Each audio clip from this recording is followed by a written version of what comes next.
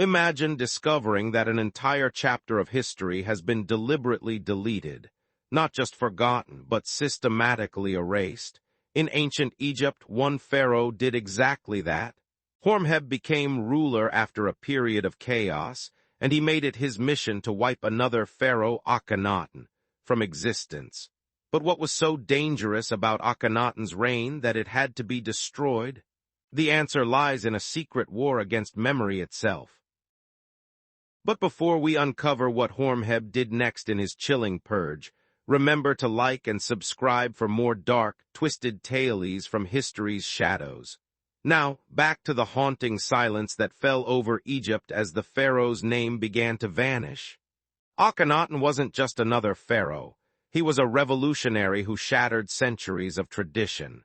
Around 1350 BCE, he abandoned the worship of Egypt's many gods and declared there was only one true deity, the Aten, the sun disk. He moved Egypt's capital to a brand new city called Akhenaten, built from scratch in the desert. But his radical changes created turmoil. The powerful priesthoods were stripped of influence, and traditional art styles were replaced with strange, elongated figures. Many Egyptians saw this as heresy. After Akhenaten's death, his successors tried to restore order, but Egypt remained unstable. Then came Horemheb. He wasn't of royal blood. He was a military commander who rose through the ranks. When he seized power around 1300 BCE, he faced a kingdom in disarray. Temples were neglected, borders were weak, and the memory of Akhenaten's heresy still haunted the land. Horemheb knew he needed to reunite Egypt, but he also understood something more sinister. To secure his legacy, he had to destroy another's completely. Horemheb began his campaign of erasure with chilling efficiency. His workers traveled across Egypt, seeking out every monument, inscription, and artifact bearing Akhenaten's name. They chiseled it away, stone by stone. Temples dedicated to the Aten were dismantled. Official king lists were rewritten to skip Akhenaten entirely, making it appear as if he never ruled. Even Akhenaten's city, Akhenaten, was abandoned and left to the sands. But Horemheb didn't stop there. He also targeted Akhenaten's family and officials, removing their names from history too. For centuries, Horemheb's erasure worked almost perfectly. Archaeologists digging in Egypt found puzzling gaps in the historical record. Where was this mysterious pharaoh who had challenged the gods?